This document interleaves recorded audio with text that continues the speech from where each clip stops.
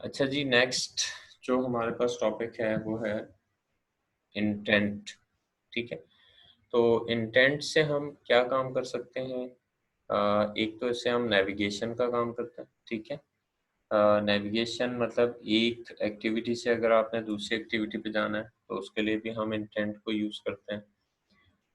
Intent जो है basically two types के होते हैं, एक इम्प्लिसिट इंटेंट होते हैं और एक एक्सप्लिसिट इंटेंट होते हैं।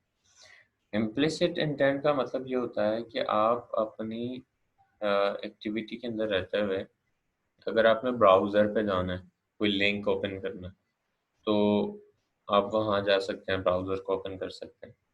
आपने अपनी एक्टिविटी पे किसी बटन क्लिक के ऊपर अपने फ़ोन का डायलर ओपन करना है, तो आप वहाँ जा सकते हैं। अपनी ही एक्टिविटी पे रहते हुए आपने अपनी एंड्रॉयड सिस्टम के अंदर रहते हुए किसी भी एप्लीकेशन को हिट करना है, जैसे गैलरी को आप हिट कर देते हैं तो गैलरी में से कोई डेटा आप लेके आते हैं।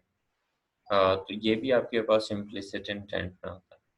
एक्सप्लिसिट इंटेंट में क्या होता है? एक्सप्लिसिट इंटेंट में आप एक एक्टिविटी से दूसरी एक्टिविटी पे जाते हैं। ठीक है, ये आपके पास एक्सप्लिसिट इंटेंट होता है। और इंटेंट के थ्रू ना सिर्फ आप दूसरी एक्टिविटी पे जा सकते हैं, बल्कि अगर आपने एक एक्टिविटी से दूसरी एक्टिविटी पे जाने के साथ साथ आप अगर कोई डेटा भेजना चाहते हैं तो आप अपना डेटा भी भेज सकते हैं वहाँ पे। ठीक है, तो सबसे पहले आते हैं हम इसको यूज़ कैसे कर सकते हैं। यहाँ पे आता है, मैं एक और एप्लीकेशन बना लेता हूँ और उस एप्लीकेशन के ऊपर हम काम करते हैं।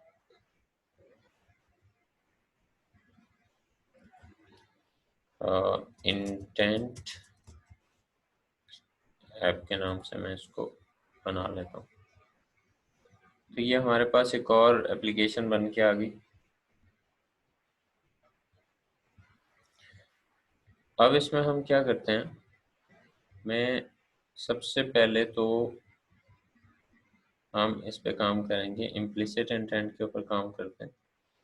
मैं जस्ट एक बटन लगाता हूँ यहाँ पे,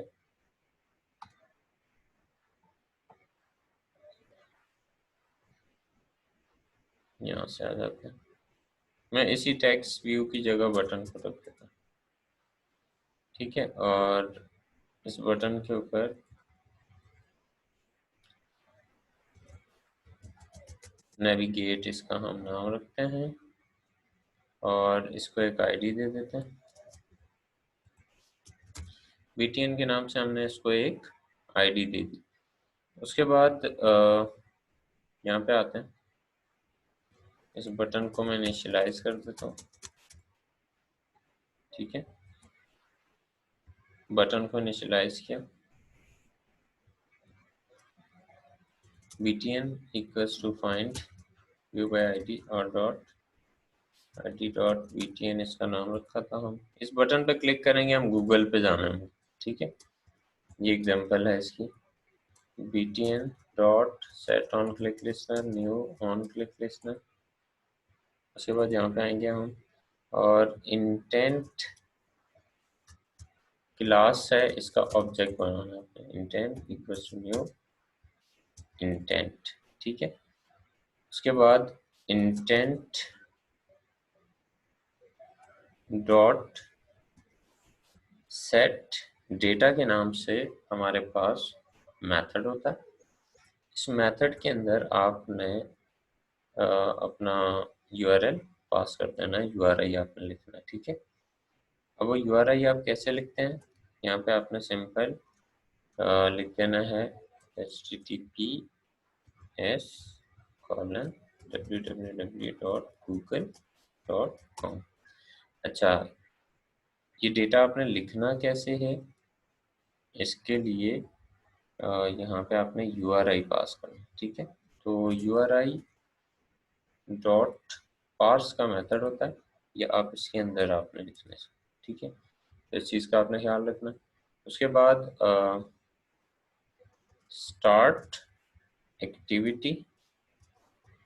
ठीक है, तो आपने स्टार्ट एक्टिविटी जिसके ऊपर ये इंटेंट स्टार्ट होगा, आपने ये इंटेंट यहाँ पे पास कर देना। ठीक है, तो ये आपके पास क्या होगा, जैसे ही आप उस बटन को क्लिक करेंगे तो ये आपको लेके चला जाएगा ब्राउज़र के ऊपर और वहाँ पे आपको ओपन करके दे देगा google.com, ठीक है। तो ये आपके पास स्टार्ट एक्टिविटी का मतलब ये होता है कि ये वो होता है जहाँ पे इसका एक्शन स्टार्ट होता है, ठीक है। जैसे ही बटन क्लिक करते हैं तो यहाँ तक तो इसने डेटा को पुट किया, तमाम सेटिंग की, फिर उसके बाद इस इंटेंट को, इस एक्शन को परफॉर्म कौन करता है, ये वाला मेथड करता है, ठीक है। जैसे ही हम बटन क्लिक करेंगे तो ये आपके पास आपको ले जाएगा google.com के ऊपर, ठीक है। तो यहाँ तक आपके पास कोई प्रॉब्लम नहीं।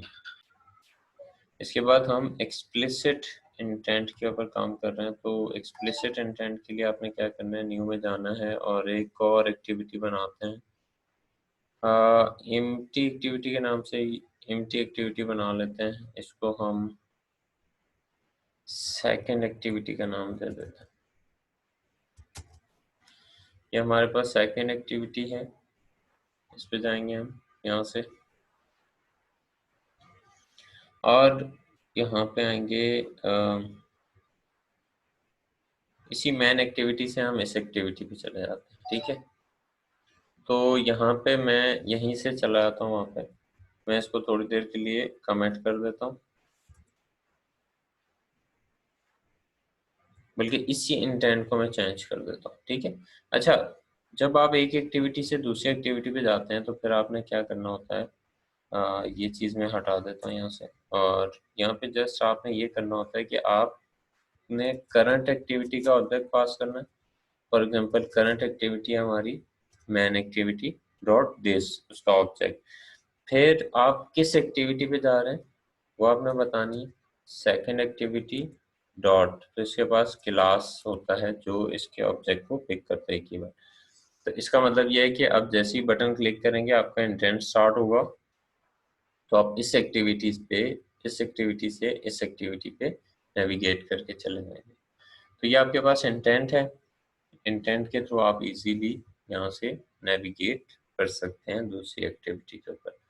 प्लस अगर आपने कोई डेटा भेजना है तो आप डेटा भी भेज सकते हैं। इसके पास मेथड होते हैं, पुट एक्स्ट्रा का मेथड होता है। तो यहाँ पे आप कोई भी इंटीजर वैल्यू भी लेके जा सकते हैं, बाइट में कोई डेटा लेके जा सकते हैं, एरे में कोई डेटा लेके जाना है वो भी आप लेके जा सकते हैं इसी मेथड के थ्रू।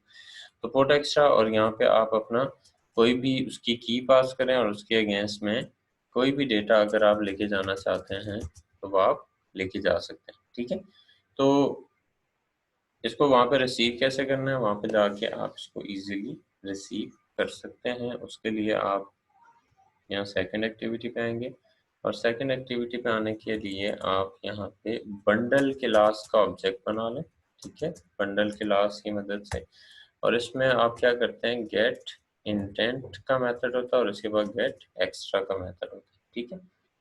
तो ये आपके पास बंडल के ऑब्जेक्ट में, इसमें बेसिकली आप इंटेंट को गेट करके आप इसमें रख सकते हैं। नहीं तो आप इतना अगर लिखना चाहते हैं तो ऐसे भी आप लिख सकते हैं गेट एक्स्ट्रा को, और उसके बाद मतलब जो भी इंटेंट आपका आ रहा है उसी से ये डेटा गेट कर लेगा पूरा ऑब्जेक्ट। और उसके बाद आप उसको किसी भी वेरिएबल के अंदर अगर आप रखना चाहते हैं, equals to bundle dot get string का मेथड होता है, और गेट स्ट्रिंग है, गेट इंटीजर है, डिफरेंट है। तो यहाँ वहाँ पे हमने डेटा के नाम से की रखी थी और यहाँ पे आके आप उसी डेटा के नाम से वो डेटा को गेट करें और उसी डेटा को आप जहाँ पे उसको सेट करना चाहते हैं आप उसको सेट कर सकते हैं इजीली। तो ये बेसिकली आपके पास एक्सप्लिसिट इंटेंट है, ठीक है। तो इसमें से भी अगर आप लोगों का कोई भी क्वेश्चन है, जो कोई कंफ्यूजन है, तो आप